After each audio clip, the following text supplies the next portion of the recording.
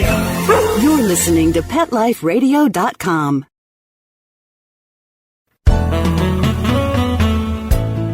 Welcome to In a Perfect World, Mythbusters Edition 1. I'm Pamela Merritt from The Way of Cats, and a lot of what I do as an online cat guru is correct misconceptions and bust myths about cats.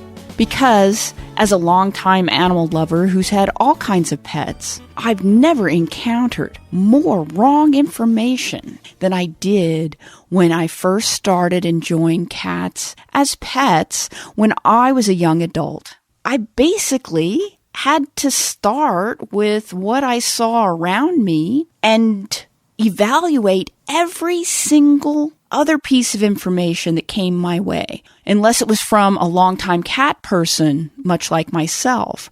The books, the common wisdom of the people, it was all wrong. One of my favorite things is to explain what these misconceptions are, what the truth is, and maybe how it got that way. I believe the internet has not only been a boon to humanity, it has done wonders for cats. A recent study from Indiana University, Bloomington, is that viewing cat videos boosts energy and positive emotions. Now, you probably heard the jokes about whatever percentage of the internet is cat videos, but it's a pretty high percentage. And that's one of the reasons the internet is so good for cats. Time was, you would have to actually have a cat and have a close relationship with that cat to see the funny, affectionate, and adorable things they do. Now, anyone can. The recent study by Assistant Professor Jessica Gale Myrick surveyed almost 7,000 people about their viewing of cat videos and how it affects their moods. It discovered nothing but positive effects from viewing cat videos. We have all watched a cat video online, but there's really little empirical work done on why so many of us do this or what effects it might have on us, said Myrick, who owns a pug but no cats. As a media researcher and online cat video viewer, I felt compelled to gather some data about this pop culture phenomenon. And we do have some statistics. There were more than 2 million cat videos posted on YouTube in 2014, with almost 26 billion views. Cat videos had more views per video than any other category of YouTube content. I find that amazing. Myrick wondered if viewing cat videos online have the same kind of positive impact as pet therapy. And only 36 participants in the study described themselves as a cat person, while about 60% said they liked both cats and dogs. Well, for that matter, I'm a cat person, but I like both cats and dogs. But the participants reported they were more energetic and felt more positive after watching the cat-related videos than they had before they tuned in. Fewer negative emotions. The pleasure they got from cat videos outweighed any guilt they felt about procrastinating. And cat owners and people with personality traits such as agreeableness and shyness were more likely to watch cat videos. 25% were ones they sought out. The rest were ones they happened upon, which shows just how many cat videos are out there. And they tended to know so-called celebrity cats, such as Nalacott and Henri and Lil Bub. And Myrick donated 10 cents to Lil Bub's foundation for each participant, raising almost $700 for needy animals. This was an interesting sidelight to my own musings about cats being the pet of the future. They fit into today's lifestyles, which tend to be formed within the home, needing more flexible schedules, and being able to not worry about the pet if they have to work late or have other obligations. There's also an increased interest in natural solutions out there, and cats fit right into that too. Instead of using poisons, we should have cats to take care of our vermin problem. After all, This is why they were worshipped in Egypt. They saved civilization. We owe them. I also think cats are more suitable for children than a lot of people think. I've always thought there wasn't much thought put into that common practice of getting a puppy and a baby at the same time. The two of them need almost the same level of attention and training. Whereas getting a kitten, they already know how to use the litter box. They already know where the food is. And plucking them off the drapes is a lot lower impact than trying to walk the puppy when the baby needs attention, or vice versa. It's also easier to have cats in bunches. 3 dogs is a pack. 3 cats are a civilization. Much more low-key, and when properly constituted, they actually take care of each other. As a longtime cat advocate, I was thrilled to find out that the cat, Tara, who had saved her 4-year-old human from a rampaging dog, gets a Hero Dog Award from SPCA. I guess because they don't have a Hero Cat Award? And maybe they should. This was an amazing story from last year where a young boy who was playing in his own front yard was attacked by a neighbor's dog who had gotten loose. And the cat flung itself like a cannonball and then drove it away with a furious display of attempted aggression. And the dog did leave. And the boy was saved, even though he did have a serious bite. Now, this would have been simply a story the family would have told around summer's barbecues and probably to a great deal of skepticism, except it was all caught on video. And that's the myth that got busted here with photographic evidence that cats don't care, that cats are not good pets for children, that cats don't have protective instincts and they're aloof and they're not social. None of that is true. We just had these myths stuck in our head and we never got them challenged. This family could have told this story from coast to coast and a whole lot of people would not have believed them because, air quotes, everybody knows cats aren't like that. But turns out, yes, they are.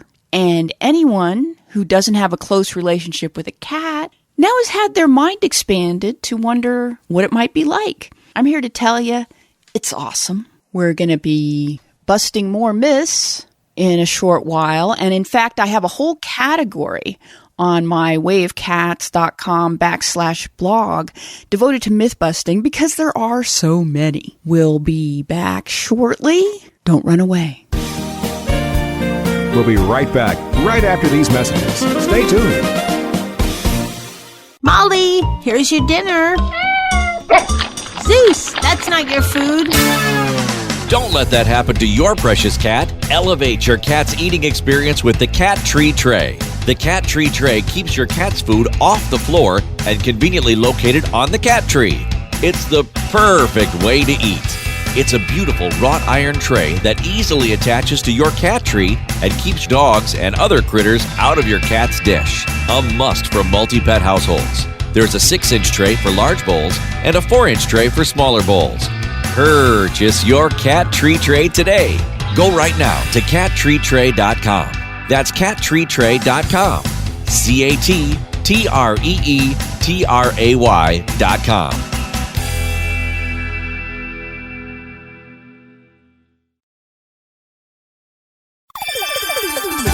Let's Talk Pets on PetLifeRadio.com.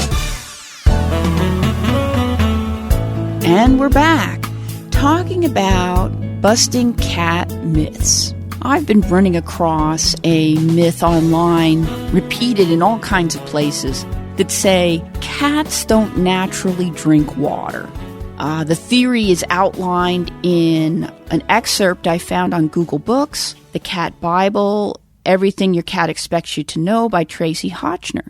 This has some good stuff in it, but in it, the author expounds on the theory that cats derive the moisture they need from their prey, and it's really not a natural thing for cats to drink water. Now, first of all, it's possible that we have indeed changed this part of our cats. It's one of the reasons I encourage people to feed canned food instead of dry, because canned does have a high moisture content, which would mimic the cat's natural diet. And that's always a good idea to feed any being in a way that works with their enzymes and instincts and what their body expects to get. Now, the author points out that dry food is dehydrating, and that's true. And she also points out that cats have an extraordinary sense of smell, which makes them very fussy about their water sources, which is also true. However, in my own home, I've always noticed that cats love fresh water, they love running water, and the more we fussed over giving them good water sources, the more they drank. Running water confirms to them that this is fresh and aerated and unlikely to have sat there getting yicky. And so when we got a series of pet fountains, myself and those I know who use them are pleasantly surprised by just how much cats do drink when we give them the right kind of water in the right kind of setting. One that would trigger their instincts that say, this is a good water source, take advantage of it. Anyone who's been followed into the kitchen or bathroom and had the cat ask them to turn on the faucet knows exactly what I mean. In fact, our cats are so fussy that they watch and see if we use the filtering pitcher on their fountain and on their special bowl in the bedroom. Because after all, that's what we drink from, and it has to be the best. And they're right, and we do. With all of this put together, this theory instantly did not fit with my own experience with cats. And I even have scientific support from MIT researcher Roman Stocker and his cat, Cutta Cutta, showed that cats have an elaborate way of drinking. In a slow-motion video, we see how the cat's tongue touches the surface of the water, pulls it up into a column using the water tension inherent in water, and then bites off this column of water to let it fall into their mouth and relieve their thirst. And I'm like, you don't come up with that overnight. This is an elaborate physical thing that we couldn't do. In fact, I don't believe there's any other animal on the planet who does it except cats. This is how cats drink. And if this was not natural to them, I just can't believe it. There aren't any precedents for, across the board, every cat in the world figuring out this elaborate thing that happened so fast we had to do a slow motion video to finally figure it out. Because for years, people assumed that cats drank from bowls, which they do, the same way dogs do. A sort of backwards cupping of the tongue that sort of splashes water into their mouth. But indeed, cats, as we might expect, are a lot more sophisticated and elegant about what they do. And the fact that they do it means they're designed to drink water. Fuss over their water sources, get a cat fountain if at all possible, and remember that when our cat goes after our tasty beverage, they're saying the same thing that any friend would if they asked to have some of it themselves. They're thirsty. They would like some clean, fresh water in a form that makes them trust.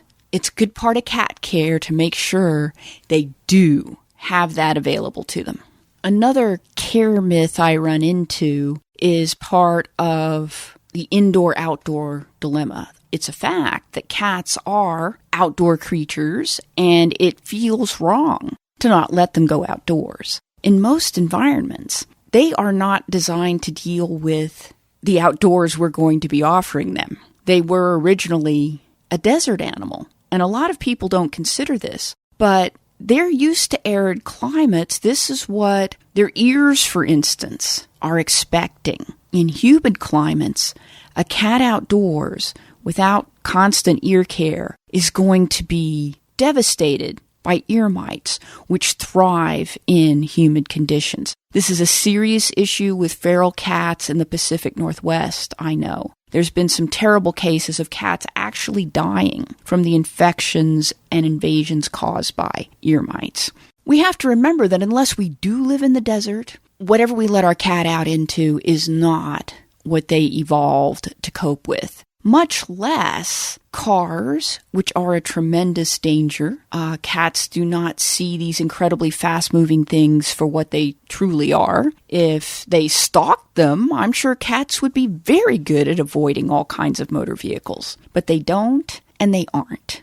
I live in an area that's pretty wild, so then if I let my cats out, they would not only deal with the busy highway in front of my home, they would deal with the predators that live in back of it. We have to remember that cats are kind of unique in being both an apex predator and prey themselves if their environment has larger animals in it. There's other dangers of the cat outside that are totally unnatural. One of the leading ways our cat can go missing is getting into some place due to their curiosity and then having that place blocked off, closed up, and taken away. This was illustrated by a Texas cat whose move to Alaska was very uncomfortable. 2-year-old Moosey wound up being folded into a futon mattress. Even though the family spent 3 days searching for them before they made the move, they didn't find them until the mattress was unfolded in their new home, and there the poor guy was. He's bouncing back, because cats have 9 lives.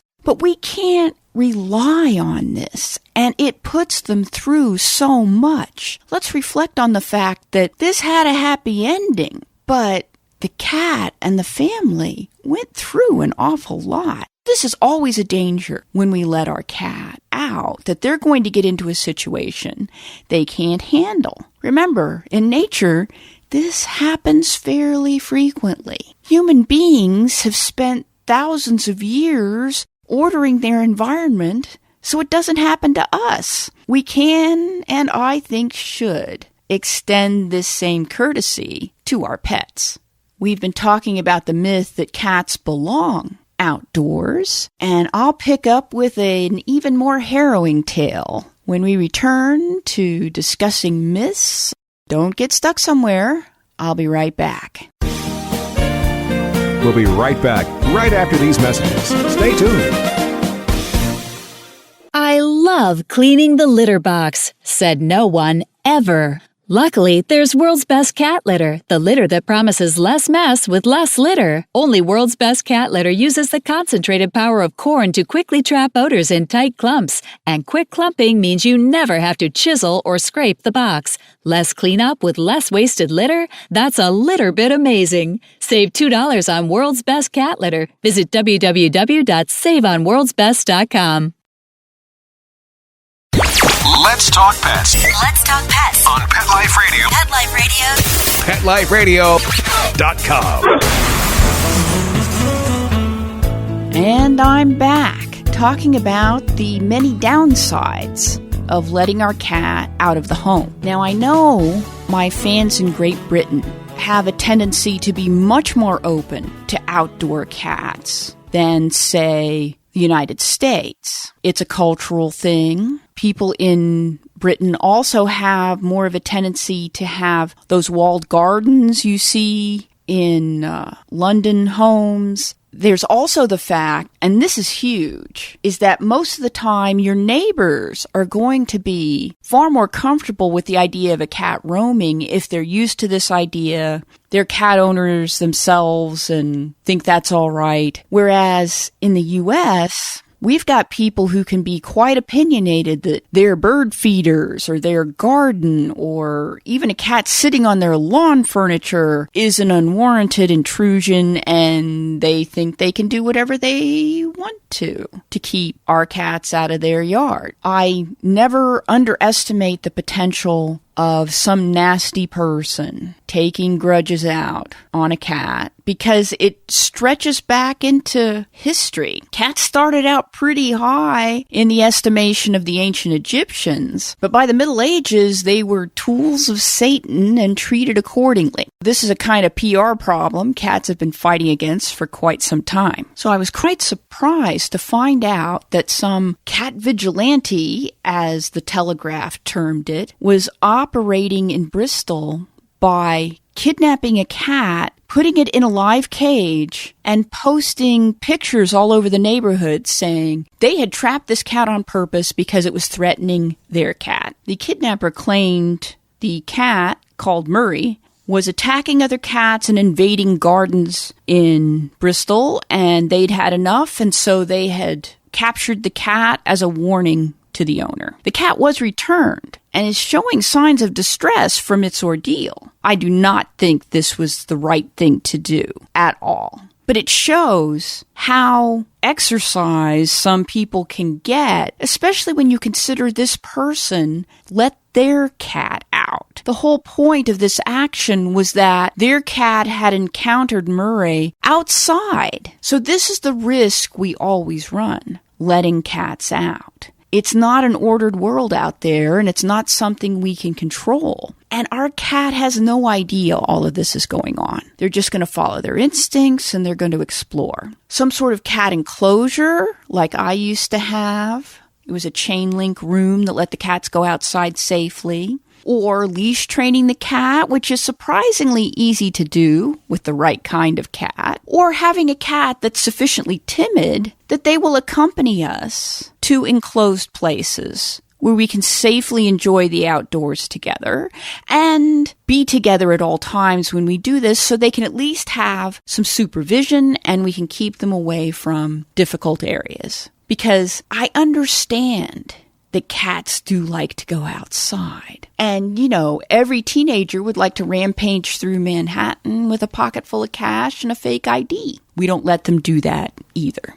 In other news, a calico cat named Bella is now the official cat of the Alamo. Her full name is Miss Isabella Francisca Veramendi de Valero, but you can call her Bella. She welcomes visitors and keeps rodents in check. I love working cats. Working dogs is a very old and sturdy phrase, and we're all familiar with the wonderful work they do, guiding the blind, search and rescue, therapy dogs. But cats, too, can be working cats. And this returns to what I was talking about earlier in the podcast, where I was saying cats are designed to keep vermin under control, rats and mice and things like that. Our own home is totally free of flies. They only last maybe 10 minutes once Mithy sees them. Why not let cats have this very important job that is actually much easier on the environment than trying to poison them? It just doesn't make sense to me. Bella at the Alamo is cared for and paid for by the staffers who love having a cat on the premises. There are so many cats languishing in shelters who could get a job. Isn't that what everybody wants? And that's the idea behind one of the hottest new trends that absolutely fills my heart with hope and happiness. It's cat cafes. People can go to the cafe, have a coffee, get on the internet, and pet the cat. San Francisco just opened their very first cat cafe,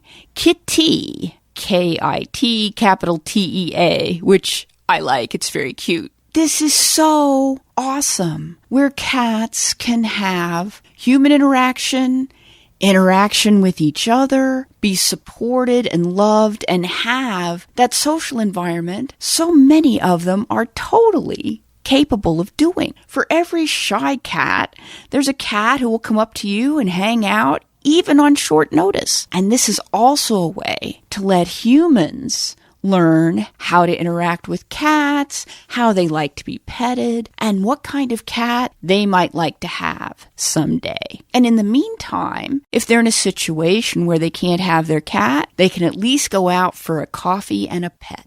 Likewise, Washington, D.C. now has a cat cafe. According to the headline, you can cuddle by the hour. And it's totally legal. This new trend is absolutely marvelous, and I'm hoping with the popularity of coffee shops, everyone will have at least one cat.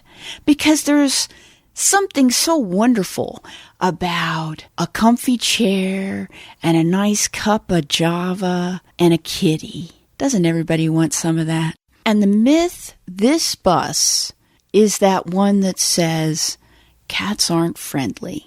But they are. They're social. That was one of the things that blew my mind when I started rescuing cats, which led to having multiple cats, which led to me witnessing cats teaching each other, being affectionate with each other, telling each other things.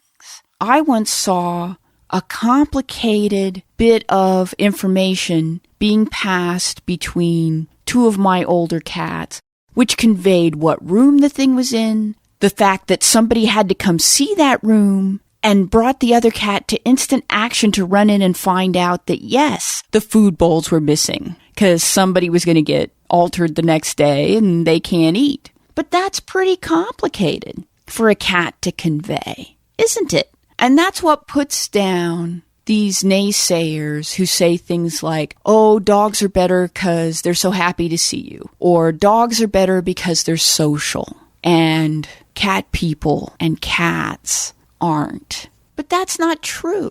I mean, the worst you could probably say is that cats, and maybe even cat appreciators, are a little more subtle than you expect. But there's absolutely nothing wrong with that in a perfect world, which is what we're all striving towards. So check out wayofcats.com's blog in case you want to see all the links I use to put together this edition of Mythbusters, and rest assured, there's more to come.